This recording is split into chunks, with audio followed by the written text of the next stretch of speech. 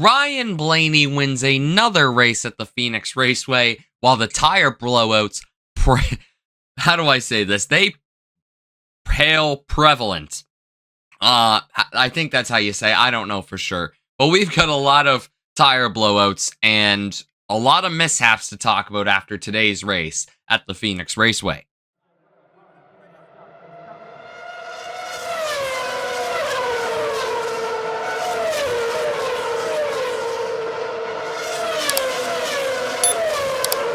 What's going on, ladies and gentlemen? Welcome back to a brand new episode of the NASCAR post-race reviews series. In today's video, we'll be recapping the Straight Talk Wireless 500 at the Phoenix Raceway. We've got a lot to get into. It was an action-packed race. I will let you guys know before we start this video, I am fighting a bit of a cold right now. Hopefully that's cleared up and gone by Las Vegas. I literally got it the day after COTA too, so I've been... Oh my god, I just cannot wait for this shit to be gone. I just can't. But, oh, it was a long night last night too. I was up in Halifax, which is an hour and a half away from my house. Oh man, yeah, no, it was a long day. Long freaking day, but...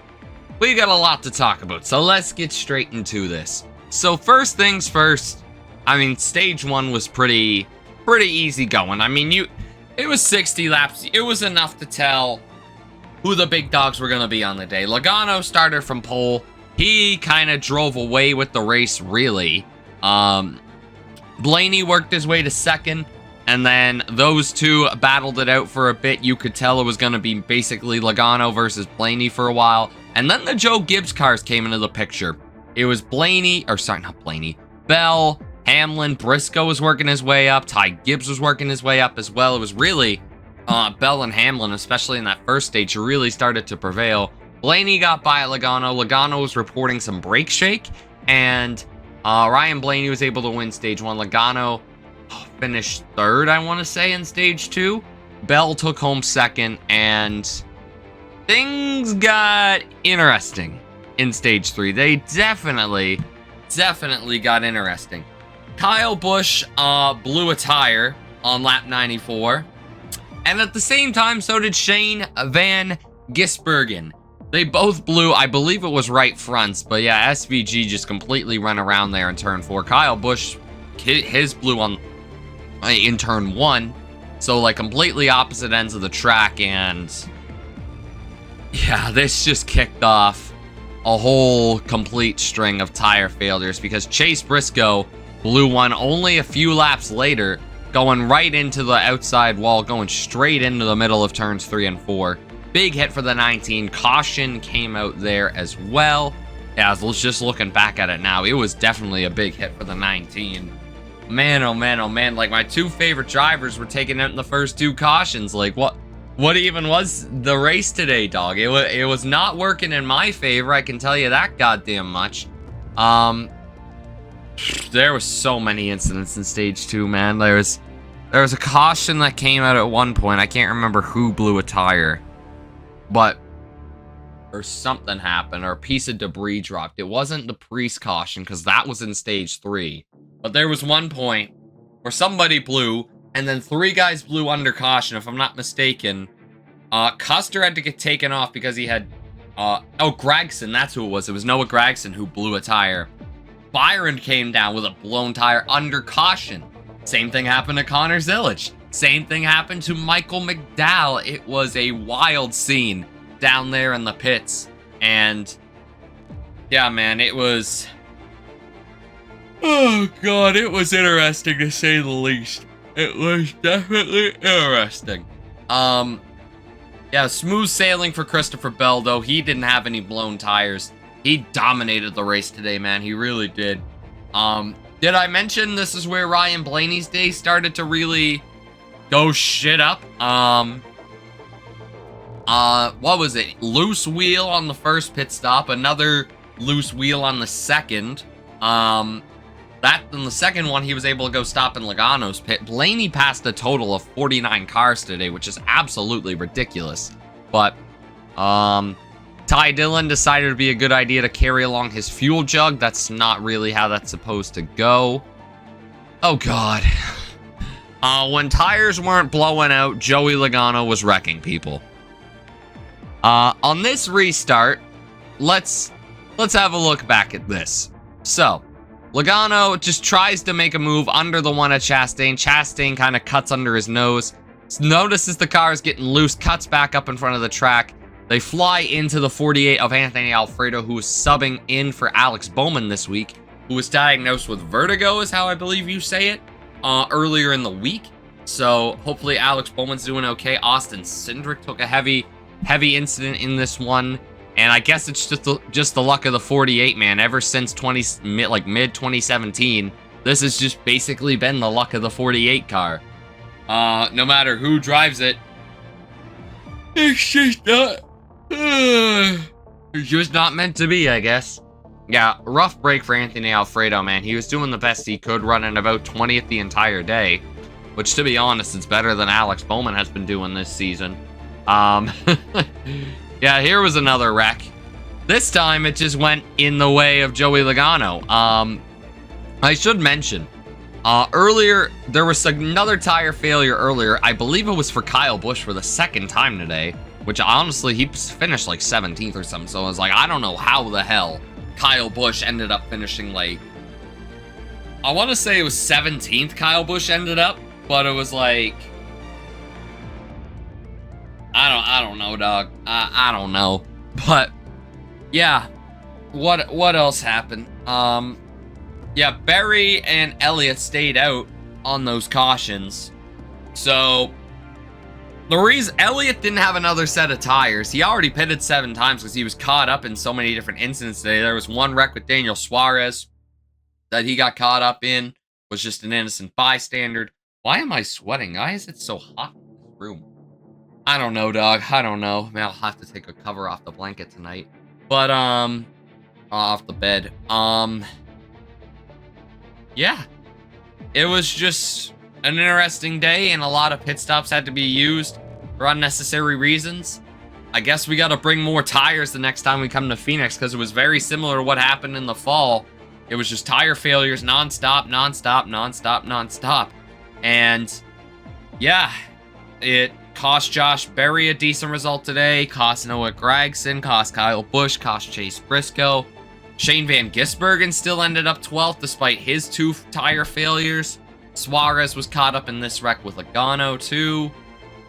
Yeah, it was definitely a crazy day. And then that set up a situation where some guys could... No, sorry, it went green for a bit there. Bell held the lead. And then it set up a situation where Austin Dillon wrecked or had a blown tire with like 40 to go. A lot of people pitted, and, well, everybody pitted pretty well. But some guys took 2. The very first restart, after that, after the Austin Dillon caution, it was Zane Smith and John Hunter Nemechek that went around for a wreck. Ty Dillon was caught up in it as well. And that was honestly probably the saving grace of Ryan Blaney's race, because without that wreck, I think Bell probably would have caught him.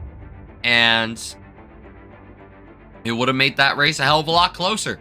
I will say that much. Dude, I am literally sweating right now.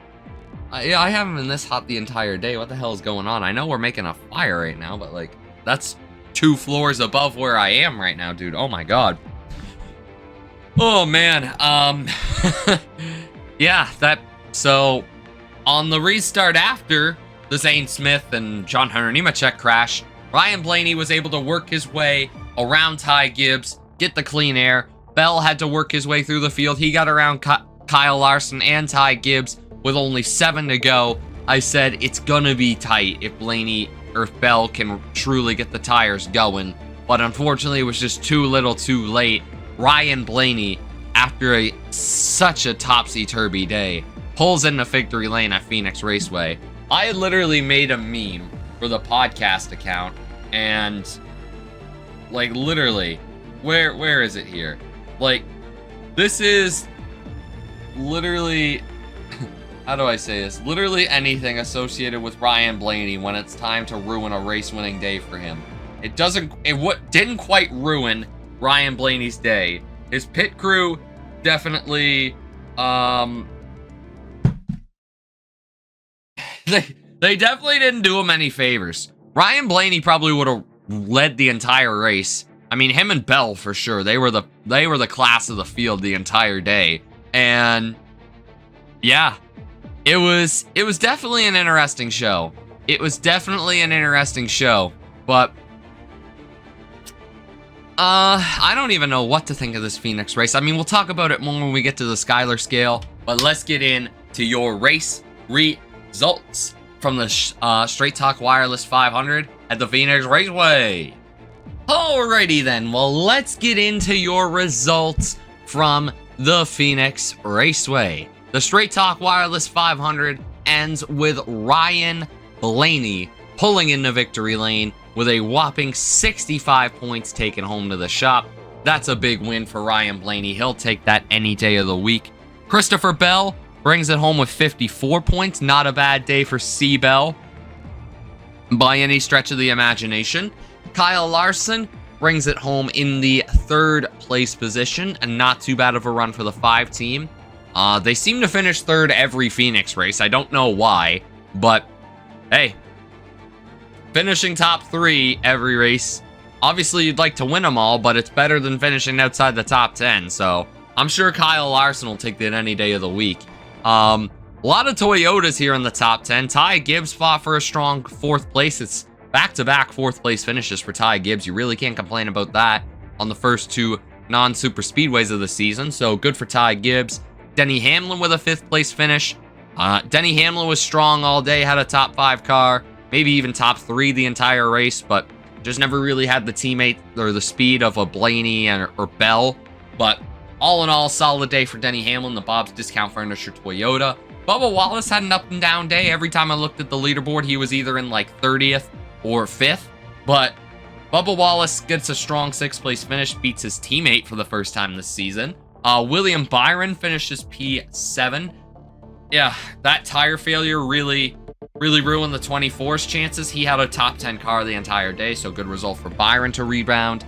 Tyler Reddick, the historic run ends with a P8 here at Phoenix.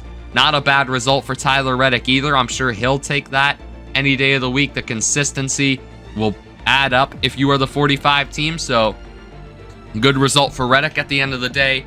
Michael McDowell brings it home P9. Not a bad result for the 71 team either. They're going to need good runs like that to keep their hopes at a playoffs chase dream alive. And a top 10 for Eric Jones. He never really was there the entire day. Just kept it clean and stayed where he needed to be.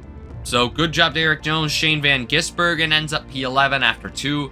A wreck and a tire failure. I don't know how SVG pulled that off, but fair play to him. Fair play to him. Todd Gilliland, P12. Not a bad day for Todd. Ryan Priest, P13. He was in a wreck with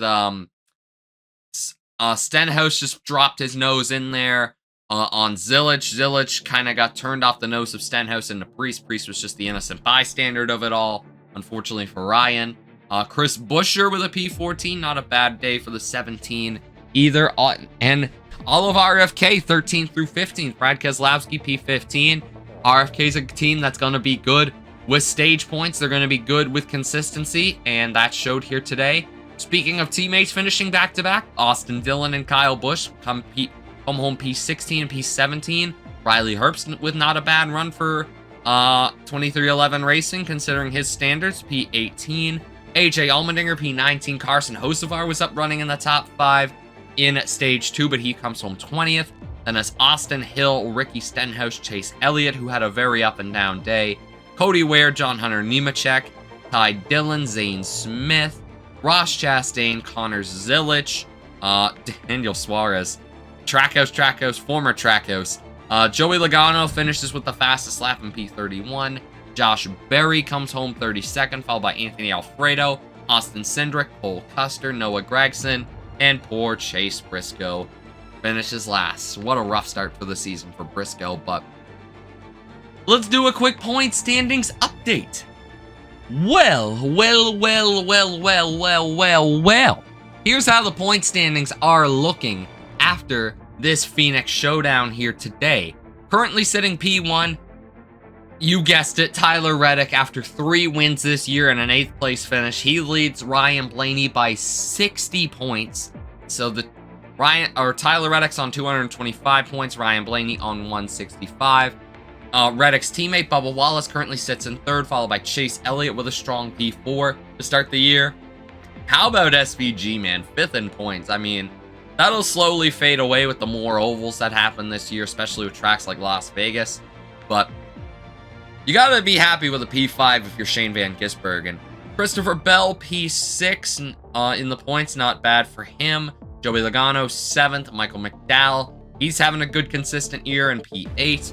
Chris Buescher is tied with Michael McDowell as well. 10th place sees Kyle Larson and his Hendrick teammate William Byron in 11th. Their good old buddy Denny Hamlin's right behind them, followed by AJ Allmendinger, Carson Hocevar, Ty Gibbs, and Brad Keselowski currently round out the chase. Daniel Suarez is 2 points out of the chase. Brad Keselowski's on 100 points, Daniel Suarez on 98. Ryan Preece is in 18th, followed by Zane Smith, Kyle Busch, Ty Dillon, John Hunter Nemechek, Ross Chastain, Riley Herbst, Noah Gragson, Todd Gilliland, Ricky Stenhouse, Eric Jones, Austin Dillon, Austin Cindric, Josh Berry, Cody Ware, Chase Briscoe, Connor Zillage, Cole Custer, Alex Bowman, Casey Mears, and BJ McLeod. Anthony Alfredo ain't going to be added to the list, I guess. What a shame. But, yeah. I'm going to go pick my driver of the day. I'll be back to you guys very shortly. Alrighty then, guys. Phoenix driver of the day. This one definitely isn't an easy one, but you gotta give it to Chris Bell. If Ryan Blaney's gonna be the one to win the race, and like I say, guys, the point of this series is to highlight a driver who didn't win the race. And I mean, Chris Bell led 172 laps, probably was the class of the field today. I mean, if that 4-tire call would have worked out at the end, I think Bell would have won this race if he just got clear of some of those guys a little bit earlier. That Zane Smith caution was probably the end of his chances, really. But Phoenix is a track where a lot of dirty air comes into play, especially with these Cup cars. But hey, Ryan Blaney pulled off the sweep for Team Penske in the NASCAR IndyCar double. My God, they talked about IndyCar a lot in the broadcast. Jesus. They honestly should have just had Townsend and Hinchcliffe call the entire race. But that's, holy Jesus. We'll get to that when we get to the Skyler scale. But yeah, what a great race in Phoenix, man. I'm going to get, not yet, not saying my score yet, but Bell gets my driver of the day. He definitely deserves it. Alrighty, guys, let's put this race on the Skyler scale and let's hop on out of here. Honestly, I'm going to try and do another YouTube video before I head to bed. I am starting to feel pretty damn tired as it is. It's been a long day of getting photos edited, trying to get videos done, doing my damn chores, watching the race, picking damn pimples on me now. But yeah, guys, all in all, Phoenix was decent. I mean, if it didn't have the tire element to it, it probably would have been a pretty goddamn boring race. I'm going to keep it real with you, but all of that made it more interesting.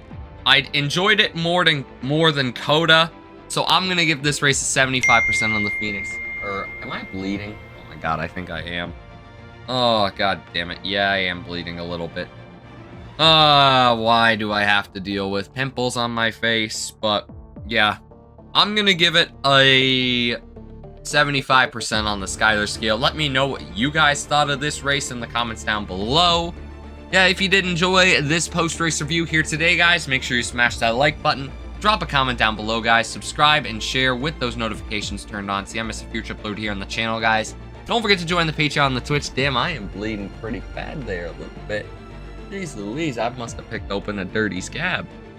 Oh, baby. But yeah, drop a comment down below, guys. Subscribe and share those notifications turned on so you don't miss a future video here on the racing channel. Don't forget to join the Patreon and the Twitch. Links are in the description down below, guys. Follow the podcast, Touchdowns on Track Limits. That's down below as well. Plenty to talk about on the podcast this week. That'll be out on Thursday morning. And yeah, We'll catch you guys next time around, man. We got Vegas this time next week. Honestly, I'm low-key more excited for the Grand Prix of Arlington, but we will see how it goes. I'll catch you guys next time around, but until then, take care and peace.